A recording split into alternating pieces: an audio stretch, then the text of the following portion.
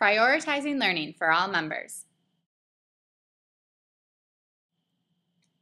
Collinson and Cook described learning, a way of thinking, as individual learning, and it has become collective endeavor. Wenger would argue that we always learn in communities. Being able to describe the steps needed to perform a tornado kick would be explicit knowledge. The actual ability to perform the kick would be an example of tacit knowledge.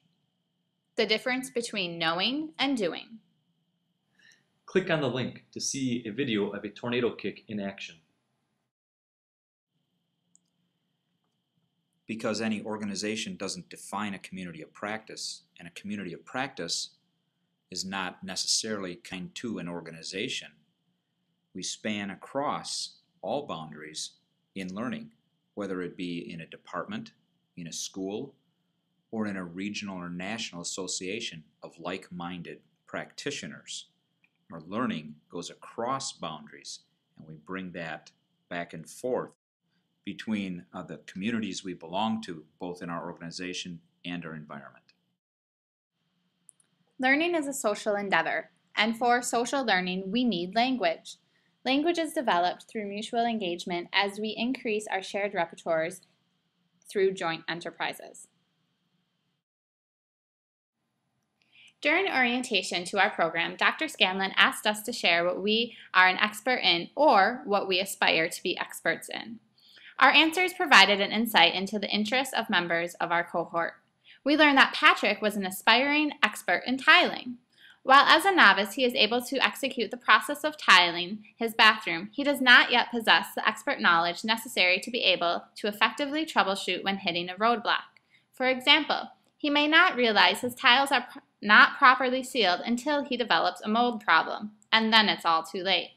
However, an expert tiler would be able to understand the complexity of tiling in a way that prevents such issues that are evidenced a few weeks after the project is completed. Click the link to see the difference between expert and novice Guitar Hero players. There are several key points for the topic of learning as error detection and correction. Noticing errors. Making sense of information as learning begins with a person's ability to see a possible error. If errors are not detected, the process of learning has not begun. An expert has the ability to notice errors with more accuracy. Without a plan to look for error detection, no learning can take place.